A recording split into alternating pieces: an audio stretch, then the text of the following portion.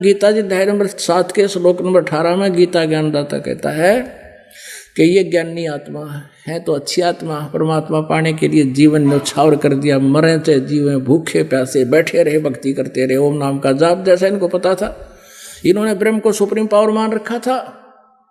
ब्रह्म से ऊपर तो और बहुत बड़ी पावर है अक्षर पुरुष, फिर परम अक्षर पुरुष, ओवरऑल कंट्रोलर, उसकी भक्ति का इनको पता नहीं लगा, जिस कारण से साधना करके भी व्यर्थ रही, इनका जीवन नष्ट कर लिया इन्होंने। तो वो काल की भक्ति कर रहे थे, ब्रह्म साधना कर रहे थे। चुनक ऋषि उन उद्धार आत्माओं में से था जो गीता ज्ञानदाता कहता ये है तो अच्छी, लेकिन मेरे वाली घटिया साधना में आश्रित रहे। अब उस चुनक ऋषि की टाट खजागी काल ने उधर से रिमोट से प्रेरणा कर दी, क्योंकि तो नाश करवाओ सब क्या एक दूसरे से बढ़ाकर। अब अर्जुन युद्ध नहीं करना चाहो था, ला के अटबट और दिखागा भयंकर रूप।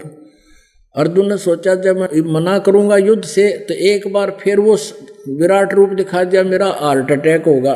और इतना वो समझ भी गया था अर्जुन के यो युद्ध चाहता है, घुमा फिरा के कहे युद्ध कर, ना तो उसकी शरण में जा, उसका मन बेरा नहीं, किसी और तो पूछ ले।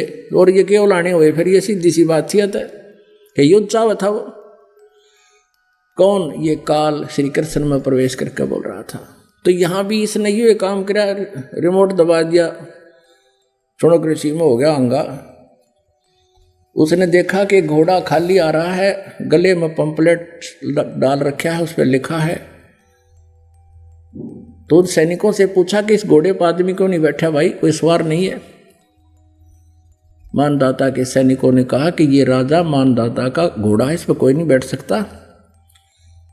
और इसके गले में क्या लिखा है, उन्होंने बताया कि इसमें ऐसा ऐसा लिखा है कि जिसको युद्ध करना हो राजा से और उसकी पराधीनता स्वीकार ना हो तो घोड़ा पकड़ ले, लेकिन पूरे विश्व में घूमे किसी की हिम्मत नहीं पड़ी, पूरी पृथ्वी पर हम घूमे। तो चुनक ऋषि ने कहा कि भाई इस घोड़े को मैं पकड़ लेता हूं, मैं मानधाता चक्रवर्ती राजा का युद्ध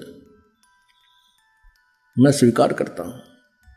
अब सैनिक कहने लगे रे कंगाल, दाने तेरे खाने को नहीं, क्यों तेरी सात बोल दे रही है, क्यों तेरी सामत आई है, अपना फेर ले माला बोल वाला, चुप रह, बैठा रह, जैसा है क्यों मरे तू। चुनक ऋषि कहने लगे अभी मेरी गिर जो होगी देखी जाएगी, मैंने ही घोड़ा बांध लिया।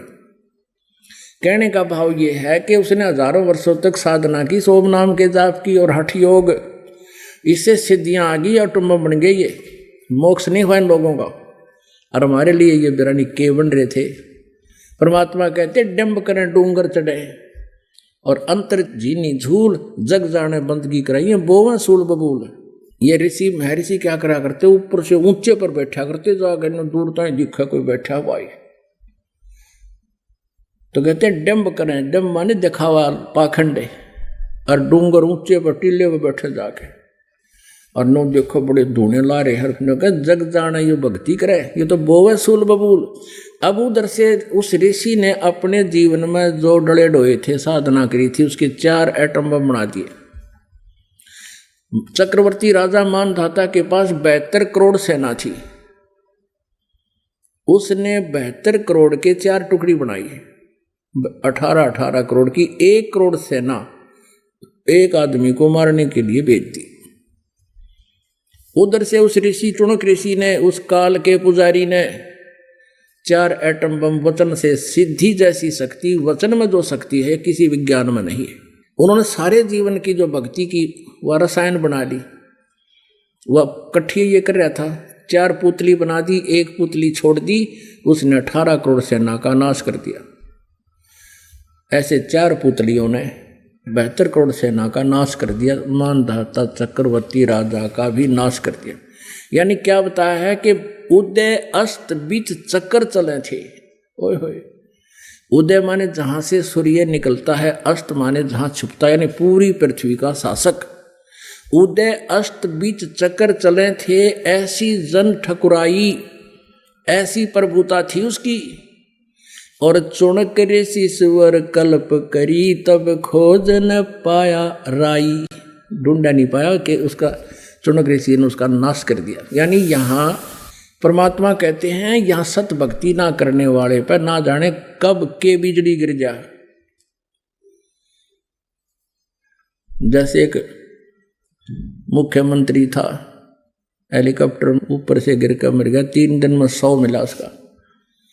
एक पोलैंड देश का पूरा मंत्रिमंडल, 95 बताओ थे मंत्रिमंडल के आदमी थे, एयर क्रैश में खत्म।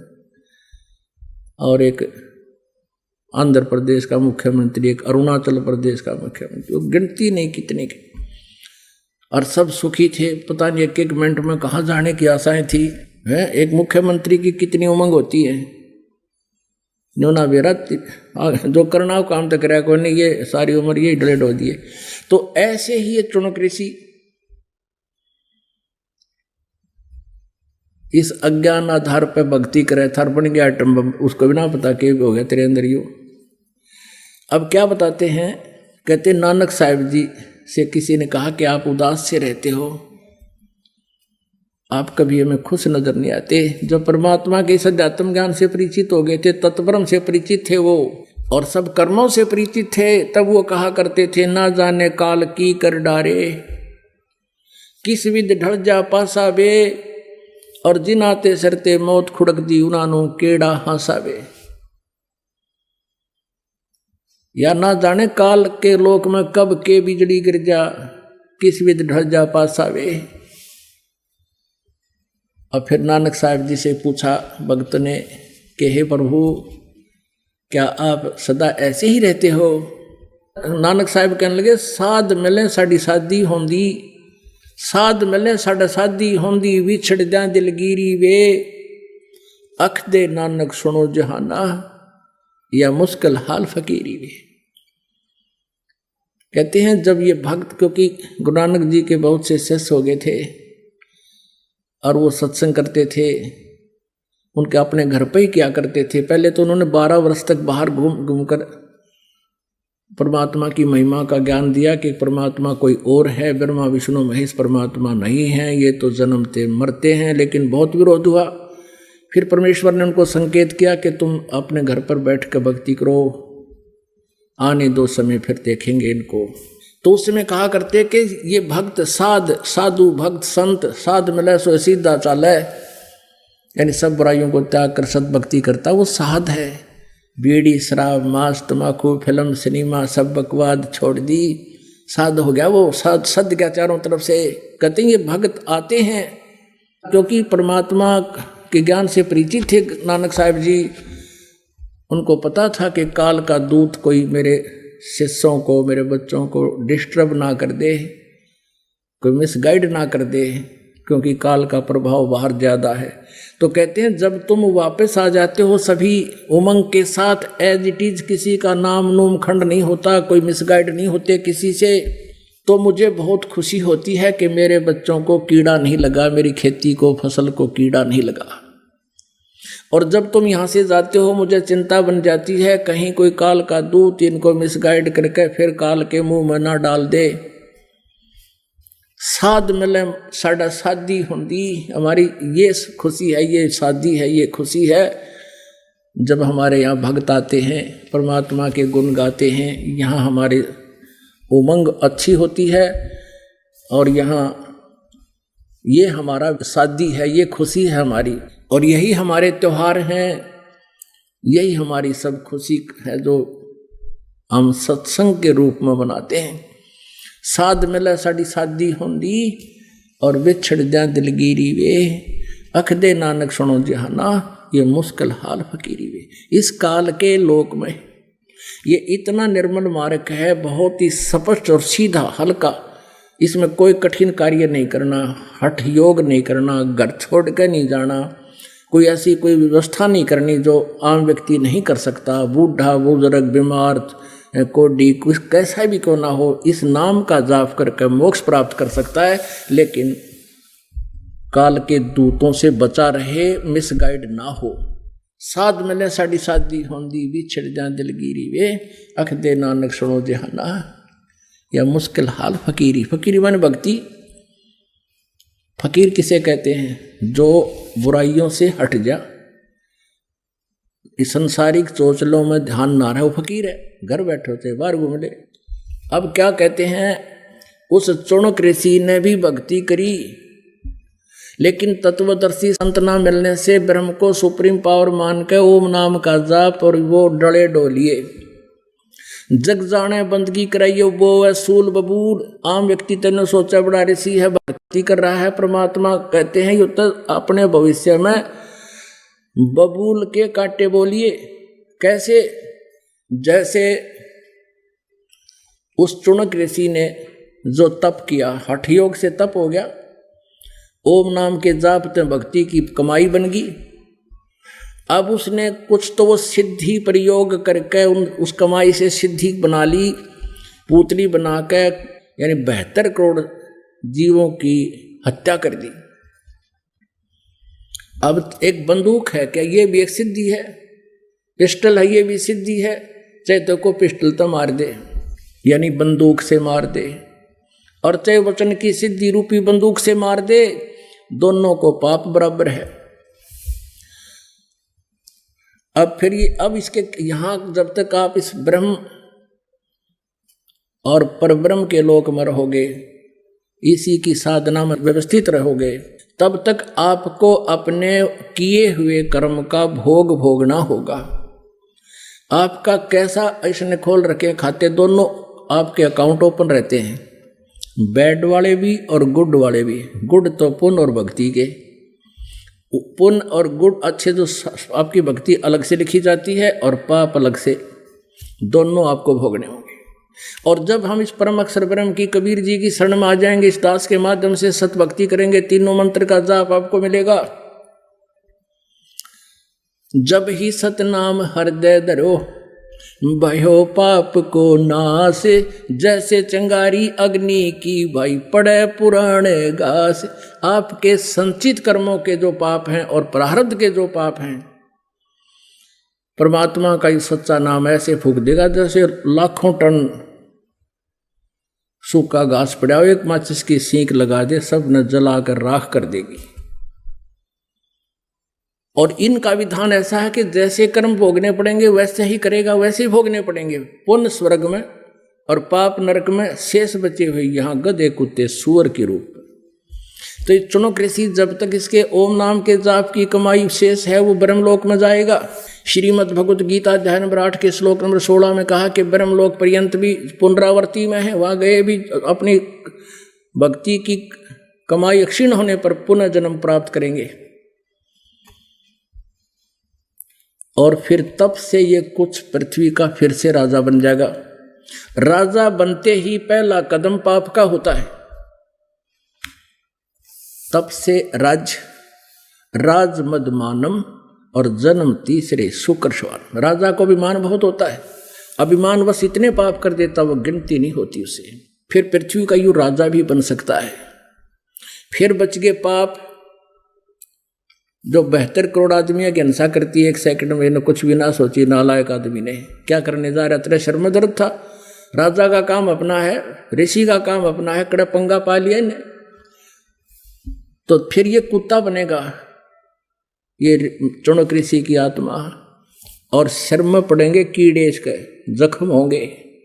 वो 72 करोड़ अपना फिर टिट फॉर टैट लेंगे। अपनी आत्माओं, एक गुरु शिष्य चले जा रहे थे,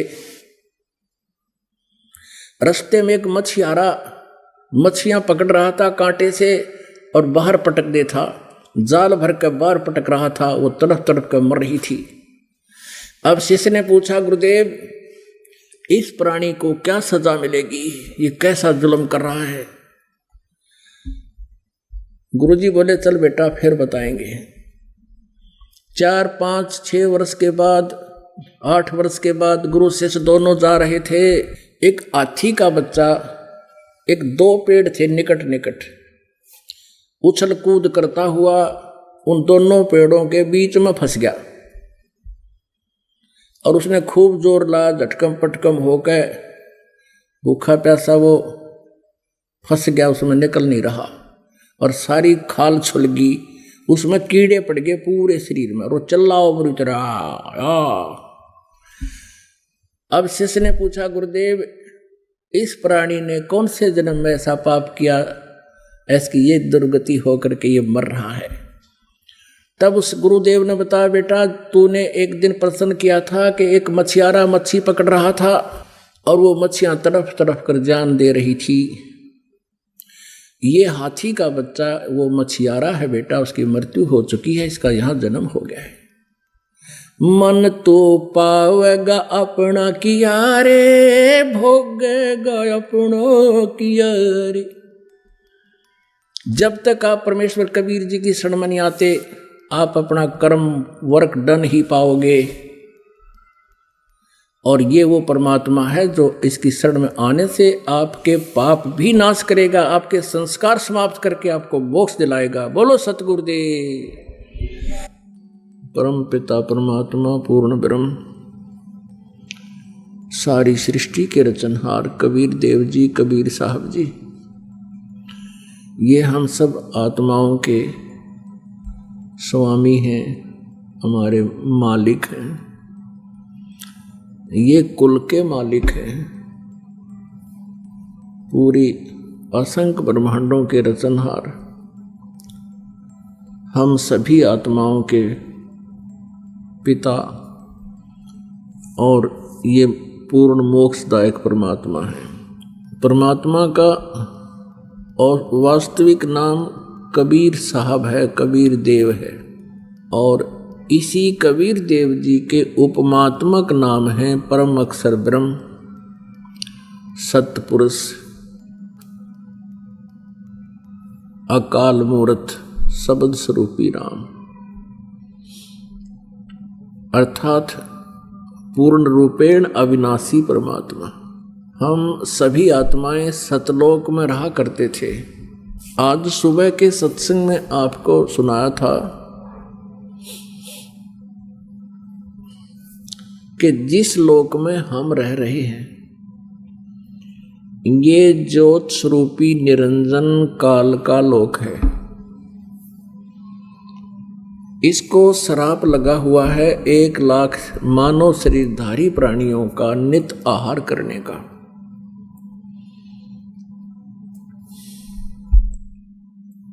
और उसी उद्देश्य पूर्ति के लिए इसने अपने तीनों पुत्रों को एक एक गुण युक्त कर रखा है।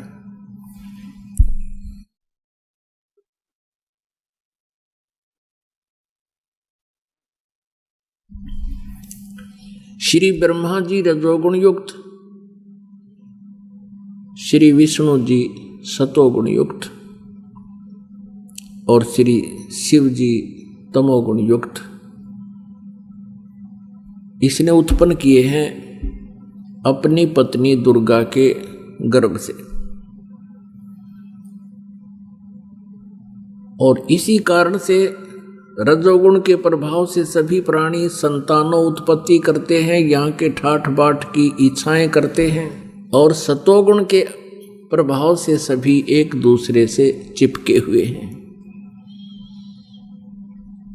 और तमोगुण जो है ये शिवजी जो है हमारा संहार करता है और अपने पिता के पास भेज देता है। तो पुण्यात्माओं, यहाँ जन्म और मृत्यु कंपलसरी है, यहाँ का अटल विधान है, और इसी जन्म मृत्यु के विधान का समर्थन इन अन्य ऋषि महर्षियों ने भी फाइनल कर दिया। लेकिन परम अक्षर ब्रह्म परमेश्वर पूर्ण परमात्मा ने अपने तत्व ज्ञान में बताया है कि जो हमारी शरण में आ जाता है, सत भक्ति करता है, आजीवन मर्यादा में रहता है, उसकी जन्म और मृत्यु सदा के लिए समाप्त हो जाती है, और वो प्राणी वहां चला जाता है जहां जाने के बाद फिर कभी लौटकर संसार में नहीं आते। हमारे सभी सदग्रंथ जो हैं वो प्रमाणित करते हैं कि एक ऐसा स्थान है और एक ऐसा भगवान है जिसकी शरण में जाने से और उसकी भक्ति करने से, तत्वदर्शी संत के माध्यम से ज्ञान प्राप्ति करके, उपदेश लेकर के साधक वहां चला जाता है जहां जाकर फिर लौटकर कभी संसार में नहीं आते।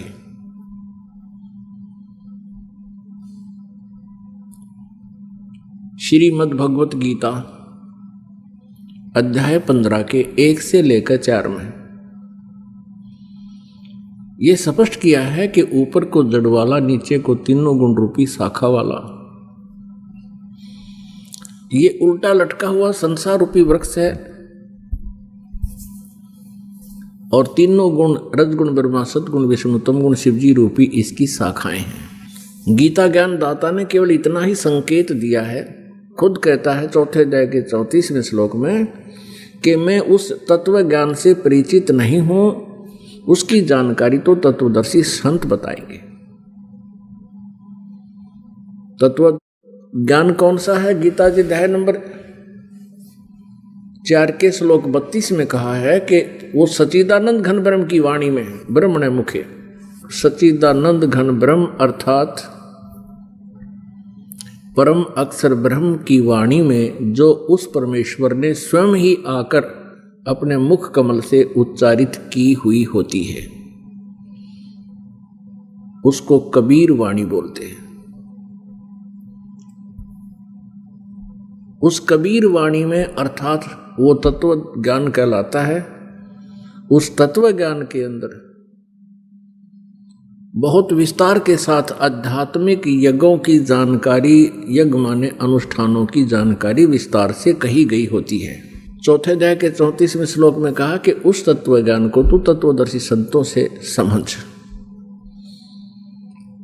उनको दंडवत प्रणाम करने से, कपट छोड़कर विनम्र भाव से प्रसन्न करने से वो तत्वदर्शी संत तुझे परमात्म तत्व का ज्ञान कराएंगे। परमात्म तत्व कौन सा है? इस गीता ज्ञानदाता से अन्य है वो परमेश्वर, परम अक्षर ब्रह्म। तो गीता जी अध्याय नंबर 15 के श्लोक नंबर 1 से 4 में कहा है कि उस तत्वदर्शी संत की प्राप्ति के उपरांत तत्व ज्ञान रूपी शस्त्र के द्वारा इस उलझे हुए अज्ञान को काटकर उसके पश्चात परमेश्वर के उस परम पद की खोज करनी चाहिए, जहां जाने के बाद साधक फिर कभी लौटकर संसार में नहीं आते, उनका पूर्ण मोक्ष हो जाता है। और गीता ज्ञानदाता कहता है उस परमेश्वर ने ही सर्व ब्रह्मांडों की रचना की है, अर्थात जिस परमेश्वर से संसार रूपी वृक्ष की प्रवृत्ति विस्तार को प्राप्त हुई है। और गीता ज्ञानदाता कहता है मैं उसी की शरण हूं।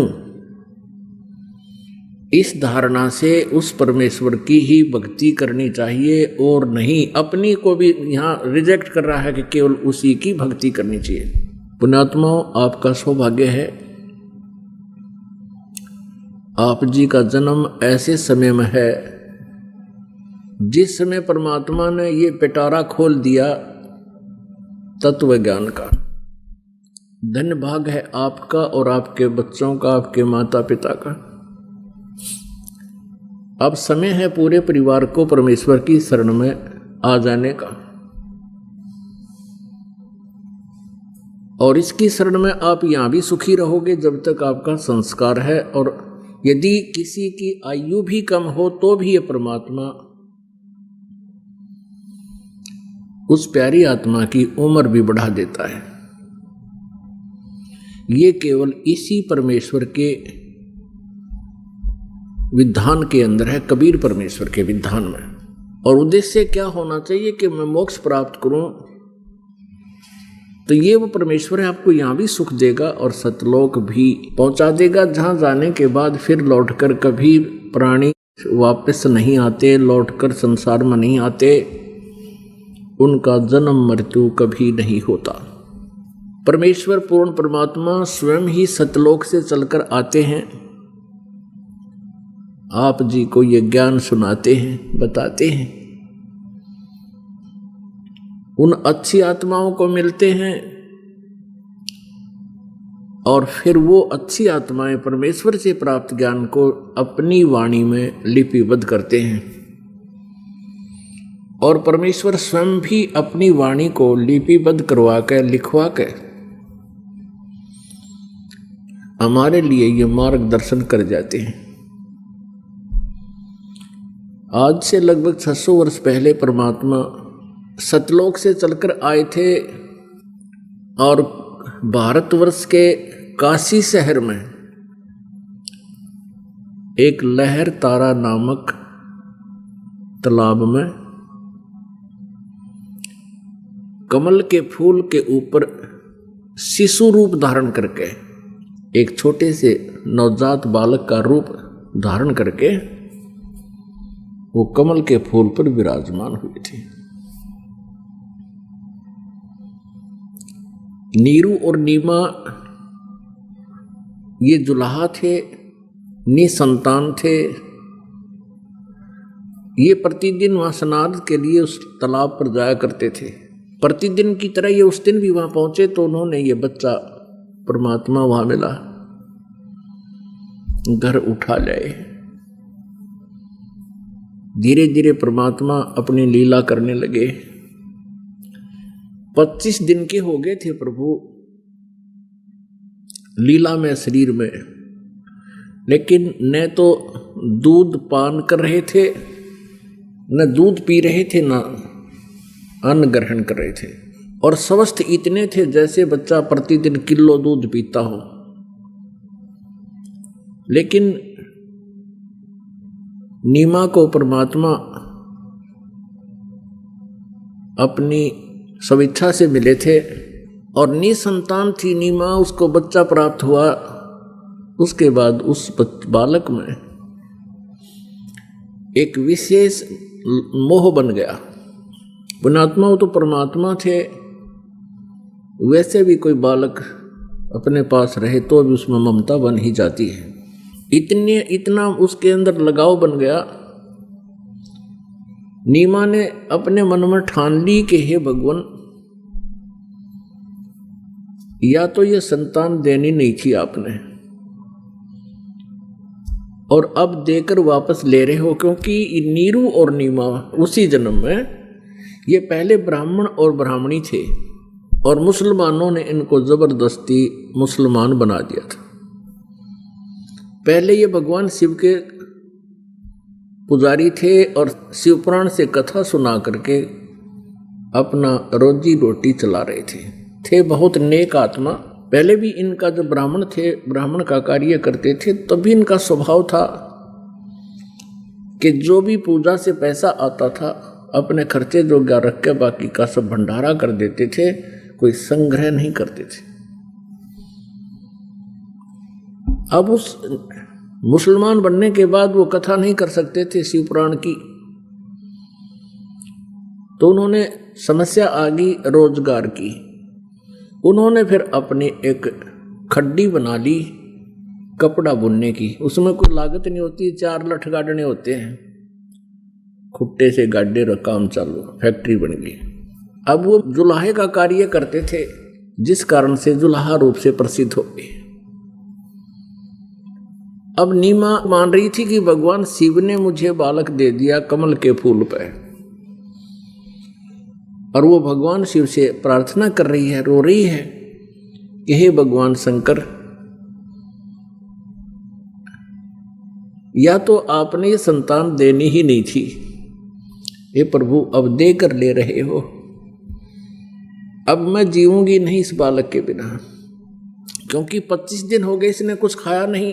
अब बच्चा 2 दिन ना खाओ तो बहुत बात बिगड़ जाती है, चिंतित हो जाते माता पिता। तो उसने हृदय से फाइनल फैसला कर लिया, जब ये बालक मर गया तो साथ मरूंगी। अब कहते हैं करे करावा साइया मुनमोलर उठा, दादू सिरधर जीव के वो आप बगल हो जा। परमेश्वर ने भगवान शंकर को शिवलोक में प्रेरित किया और उनकी पुकार उसको सुनाई दी। वहां से एक साधु रूप बनाकर भगवान शंकर नीमा के पास पहुंच गए और पूछा, माई क्यों रो रही है, क्या आपत्ति है आपको, क्या विपत्ति है आपकी? नीमा रो रही है, साधु की तरफ देख भी रही है और इतनी बुरी तरह रो रही है, बोलना चाहकर भी बोल नहीं पा रही है। धीरे धीरे हिम्मत सी करके कहा कि महात्मा जी, आप मेरी दर्द भरी कहानी ना सुनो, आप भी रोओगे। भगवान शिव ने कहा, माई, कहते हैं अपना दुख किसी को बता दे हल्का हो जाता है। आप बताइएगा क्या कारण है, क्यों रो रहे हो? रोते रोते नीमा ने सारी कथा सुनाई है। कहा कि हम निसंतान थे, हमारी विवाह को भी लगभग 40 वर्ष हो गए हैं, कोई संतान हमें हुई नहीं। और 25 दिन पहले ब्रह्म मुहूर्त में सुबह सुबह हम स्नान करने के लिए उसी लहर तारा तालाब पर प्रतिदिन की तरह गए थे। वहाँ एक बालक कमल के फूल पर हमें मिला, हमारे भगवान शिव जी की कृपा से। वो भले ही मुसलमान बन गए थे, लेकिन उनके हृदय से भगवान शिव की स्थिति समाप्त नहीं हुई, आस्था ज्यों की त्यों थी।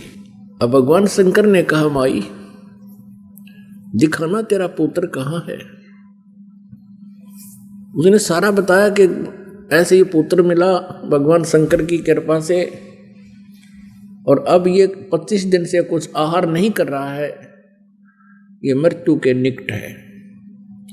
और महात्मा जी, जय यूं मर गया, मैं साथ मरूंगी, ये मेरा फाइनल फैसला है। तो भगवान शिव ने कहा कि माई, दिखाना तेरा पुत्र। अब माई लाई उठा के न सोच के वे साधु संत है, कोई जड़ी बूटी या जंतर मंत्र कर देते हैं। परमात्मा को जो बालक रूप में विराजमान थे, कबीर देव जी को साधु रूप में विराजमान शंकर भगवान के चरणों में डालना चाहा। परमात्मा माई के हाथों से छूटकर आकाश में भगवान शंकर के सिर से भी ऊपर इतनी दूर आकाश में स्थिर हो गया। अब वो नीमा समझ रही है कि ये साधु बड़ा चमत्कारी है, इसी ने मेरे पुत्र को ऐसे ऊपर अटका दिया हवा में।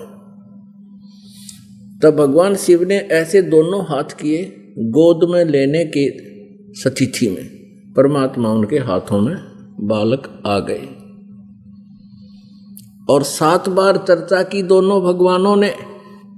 शंकर भगवान ने पूछा, क्योंकि समझ गए कि ऐसी स्थिति में कोई शुद्ध पुरुष है, जब ये आकाश में अपने आप रुक गया बालक। भगवान शंकर ने पूछा, आप कौन हो महापुरुष? तो परमेश्वर ने कहा कि भगवान, आप मुझे नहीं जान सकते, मैं बहुत दूर से आया हूं। और एक काम करो, इस माई को आप समझा दो और आप इसको कहो कि कंवारी गाय ले आवे। उस कंवारी गाय की कमर पर आप थपकी लगा देना, आशीर्वाद भरा हाथ रख देना। वो कंवारी गाय दूध देवेगी, उस दूध को मैं पीऊंगा। तब भगवान शंकर ने माई से कहा, नीमा से कहा कि नीमा, माई, आपके पति को बुला। वो आ गया। रखा जी, उसे सारी बात बताएगी कि कंवारी गाय ला और कुम्हार से एक स्वच्छ पात्र लाना, 5-4 किलो का मटका गढ़ा। अब नीरू गया, एक कंवारी गाय ले आया और एक 7-8 किलो का छोटा सा मटका यानी मिट्टी का घड़ा ले आया। अब ज्यों ही भगवान शिव ने थपकी लगाई, नीरू ने नीचे वो पात्र गाय के जैसे धार निकालते हैं, दूध निकालते हैं, ऐसे रख दिया। अपने आप थनों से दूध की धार बह निकली और जब वो पात्र भरने को हुआ, अपने आप रुक गई। परमेश्वर कबीर जी ने कहा कि ये अब प्रतिदिन दूध दिया करेगी। अब जो कबीर बालक रूप में बोल रहे थे परमेश्वर परम पूज्य कबीर देव जी, तो नीमा ये सोच रही थी कि इस महापुरुष में बड़ी शक्ति है, इसने कंवारी गाय का दूध निकाल दिया, जो महात्मा के रूप में शंकर भगवान खड़े थे, और इसने ही मेरे बच्चे को आकाश में हवा में रोक दिया। इसी की कृपा से मेरा बालक नवजात यानी 25 दिन का बालक बोल रहा है। अब गरीबदास साहिब जी कहते हैं, जगत का पेखना पेख्या, धनी का नाम ना लेखा। जगत का पेखना पेख्या, धनी का नाम ना लेखा। क्या कहते हैं? गरीबदास साहब जी को भी परमेश्वर मिले थे, कबीर देव जी परम अक्षर ब्रह्म। परमेश्वर की समर्थता से परिचित होने के बाद उन्होंने देखा कि जो भी कार्य किसी भी संत महापुरुष ऋषि के ऊपर जो आपत्ति आई, उसका कार्य परमात्मा कबीर जी ने ही हल्का किया, उसकी आपत्ति का, उसकी विपत्ति का निवारण किया। और उस परमात्मा को ना पहचान कर हम इन भगवानों को क्रेडिट देते रहे कि श्री कृष्ण ने ऐसा कर दिया, श्री राम ने ऐसा कर दिया, विष्णु जी ने ऐसा कर दिया, भगवान शिव जी ने ऐसा कर दिया। तो यहां कह रहे हैं जगत का पेखना पेख्या, धनी का नाम ना लेखा। शंकर भगवान जो महात्मा खड़े थे, तो नीमा ने यही सोचा कि इस महात्मा में अजब करामात है, और इसने मेरे बालक को बुलवा भी दिया, कुंवारी गाय का दूध निकाल दिया, उसके चरणों में पड़ गई शंकर भगवान के। परमेश्वर ने दूध पिया, शंकर भगवान चले गए। अपने आत्माओं, आप जी जिस भी इष्ट की पूजा करते थे, विशेषकर हिंदू समाज के अंदर कोई ना कोई इष्ट अपना था।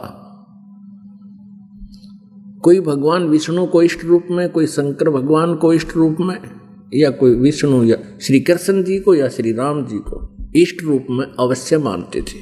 और फिर ये भी कहते थे कि जो भी क्रेडिट हमें मिलता था, हम यही कहा करते थे कि भगवान विष्णु ने हमारे ऊपर ऐसी कृपा कर दी, भगवान श्री कृष्ण जी ने ऐसी रजा बख्श दी। जैसे बच्चे विद्या ग्रहण करते थे, सफल हो जाते, तो कहा करते थे जो भी जिसको पूछते थे, जैसे हम तो बाबा श्याम जी को भी इष्ट मान रहे थे बिना ज्ञान के, हनुमान जी को भी इष्ट मान रहे थे, हमारे तो इष्टों की चाहे गाड़ी भर ले इतने थे।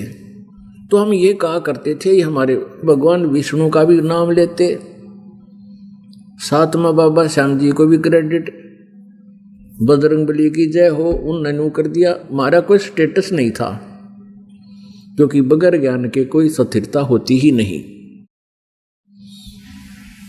तो इसी कारण से नीमा ये समझ रही है इस महात्मा ने अजब करामात कर दी और मेरे बालक के लिए दूध बख्श दिया गाय में, और वो भी कंवारी में। अपने आत्माओं,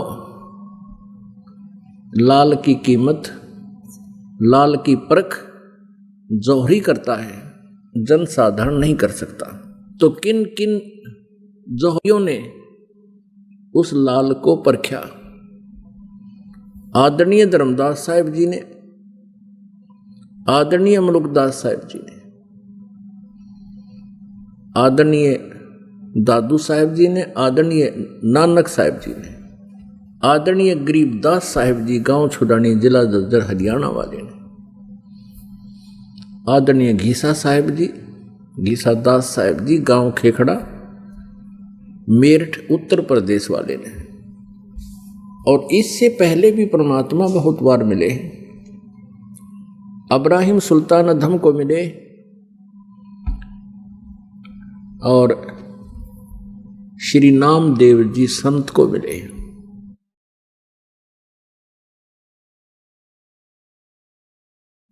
तो ऐसे उस परमेश्वर की जो महिमा इन महापुरुषों ने आंखों देखा, उस लाल को पहचाना और गुणगान किए। पुण्यात्मा, हम जिसको भी इष्ट मानकर पूजा करते थे, तो हम उनको कहां से हमने इष्ट चुना? हमने उस परमेश्वर की महिमा कहां देखी? जैसे शिव पुराण के अंदर शिव जी की महिमा, विष्णु पुराण के अंदर विष्णु जी की महिमा, और दुर्गा पुराण के अंदर देवी जी की महिमा। अब जितने भी हमारे जो गुरु लोग थे वो हमें यही बताया करते थे कि विष्णु पुराण में ये लिखा है कि विष्णु ही सर्वेश्वर है, यही 3 रूप धारण करके उत्पत्ति, स्थिति और संहार करता है। अजरो अमर है, इनकी जन्म मृत्यु नहीं होती, विष्णु जी से ऊपर कोई देव नहीं है, इससे बड़ा कोई भगवान नहीं। साथ में ये भी कहते थे कि वही प्रभु विष्णु जी ही श्री राम रूप में राजा दशरथ के घर जन्मे, वही विष्णु जी देवकी जी के गर्भ से जन्म लेकर श्री कृष्ण रूप में प्रकट हुए। हम ये भी कहते थे पुण्यात्माओं, किसी भी महापुरुष की जो जानकारी है हमारे सदग्रंथों में है, उससे बाहर कोई बोलता है तो वो अपना लोक वेद सुना रहा है। तो पूर्ण परमात्मा कबीर देव जी की महिमा जो है ये 4 वेद बता रहे हैं और आंखों देखा वो संत भेद बता रहे हैं जिनको परमात्मा मिले। अब 4 वेदों को हम ऑथेंटिक यानी बहुत ही प्रमाणित सदग्रंथ मानते हैं। इसके समांतर हम श्रीमद् भगवत गीता को भी बहुत ही आदर की दृष्टि से देखते हैं और एक प्रमाणित ग्रंथ मानकर सिरोधार्य हम किए हुए हैं। इनके समांतर हम पवित्र पुराणों को भी ठीक मानते रहे। तो पुण्यात्माओं, हमने सबसे पहले परमात्मा को पहचानना है और परमात्मा के गुण, परमात्मा की महिमा वेदों में लिखी हुई है। वेदों से ही निष्कर्ष निकला है श्रीमद् भगवत गीता का। 4 वेदों का सारांश है। 4 वेद गॉड गिवन है। हमने अपने सदग्रंथों के अंदर भिन्नता देखनी पड़ेगी। सदग्रंथों में कितना अंतर है जिनको हम सदग्रंथ मानते थे। ये 4 वेद, 5 वेद हैं वैसे, एक सूक्ष्म वेद भी है। इन 5 वेदों को पूर्ण परमात्मा परम अक्षर ब्रह्म कबीर देव जी ने हमारे लिए कि ये मेरे बच्चे मेरे से विमुक्त तो हो गए हैं अज्ञानता नालाकी से, तो इनको ये ज्ञान मिल जाएगा, ये फिर मेरे पास आने का प्रयत्न कर लेंगे। पूर्ण परमात्मा ने इस ज्योत निरंजन सरपुरुष जो ब्रह्मा विष्णु महेश का पिता है, इसके हृदय में अंतःकरण में ये 5 वेद फीड कर दिए, जैसे एक मोबाइल से दूसरे मोबाइल में फिल्म की फिल्म ट्रांसफर हो जाती है। ऐसे परमात्मा ने अपने अंतःकरण से वहाँ तो है ही है मालिक का, तो गॉड परमेश्वर है, उनका ज्ञान बनाया हुआ है। उन्होंने इस ज्योत निरंजन के अंतःकरण रूपी इस कंप्यूटर में फीड कर दिए और उसको अपनी लीला से, उसको शक्ति से उसका ऐसा विधान बना दिया कि इतने समय उपरांत अपने आप वो 4-5 वेद ज्योत निरंजन के शरीर से बाहर आएंगे श्वासों के माध्यम से।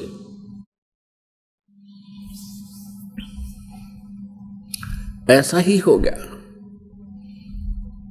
पुण्यात्माओं, आज से 600 वर्ष पहले ये कथा अगर सुनाई जाती कि परमात्मा ने सतलोक से फैक्स कर दिया इस ये तत्व ज्ञान काल ज्योत निरंजन ब्रह्म के अंतःकरण में,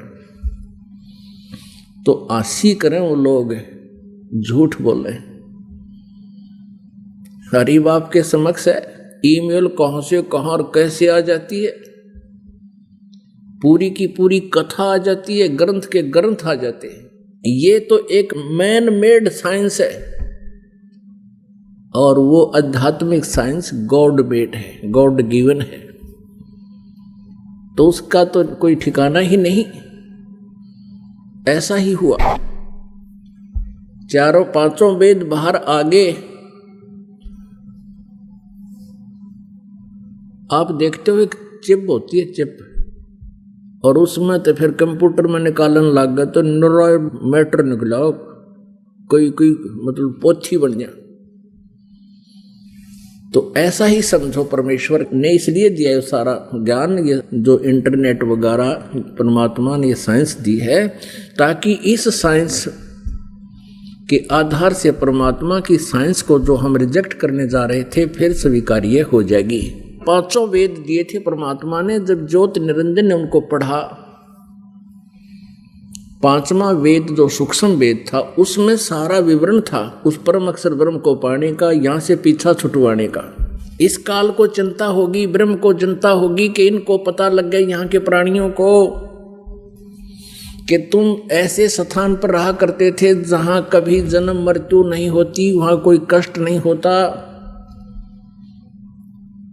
और वहां सदा बाहर सब फल फ्रूट है और अजर अमर शरीर है। तो ये सभी भाग जाएंगे यहां से। इसने हमें, इस काल भगवान ने अपने को मूर्ख बना के और विवश करके रखा हुआ, नियोजित षड्यंत्र से इसने हमें यहां रोक रखा है। इसके षड्यंत्र को ना श्री ब्रह्मा जी जान सके, ना विष्णु जी, ना श्री शिव जी। पूर्ण परमात्मा ने आके इसका बांडा फोड़ करया, इसका पर्दाफाश कर दिया कि यो काल है, इसके लोक में सुख नाम की वस्तु नहीं है, तुम यहां सुख ढूंढ रहे हो, यहां सुख नहीं है। तो फिर क्या हुआ, इस काल भगवान ने 5वां वेद तो नष्ट कर दिया, 4 वेदों को इसने अपने पुत्र ब्रह्मा जी को दे दिया, और इन 4 वेदों में लास्ट में ये लिखा है कि नेति नेति नेति, न इति न इति न इति, न इति माने इतना ही नहीं है। परमात्मा की जानकारी जो हम लिख रहे हैं, हम बता रहे हैं, जो हमारे में लिखा है, ये इतनी ही नहीं है, ये तो अपार है। उस कंप्लीट स्पिरिचुअल नॉलेज को जानने के लिए, पूर्ण रूप से अध्यात्म ज्ञान को समझने के लिए तत्वदर्शी संतों के लिए ऑप्शन छोड़ दिया। यजुर्वेद अध्याय नंबर 40 के मंत्र 10 से लेकर 13 में स्पष्ट किया है कि उस परमात्मा के विषय में कोई तो जन्म लेने वाला कहता है, कोई कभी न जन्म लेने वाला कहता है, अर्थात कोई साकार बताता है, कोई निराकार बताता है। उसकी यथार्थ जानकारी तत्वदर्शी संत बताएंगे। तो इससे सिद्ध है कि वेद भी कंप्लीट नॉलेज नहीं रखते, और इन्हीं का सारांश पवित्र श्रीमद् भगवत गीता है। 4 अध्याय के 34वें श्लोक में कहा है कि तत्व ज्ञान को जिसको स्वयं परमेश्वर आकर ही बताते हैं, उनके मुख कमल से उच्चारित होता है सच्चिदानंद घन ब्रह्म की वाणी में, वो कबीर वाणी में बोला जाता है। उस ज्ञान को तू तत्वदर्शी संतों के पास जाकर समझ। तो इससे सिद्ध हो गया, एक तो ये कंसेप्ट क्लियर हो गया कि गीता और वेद सेम है।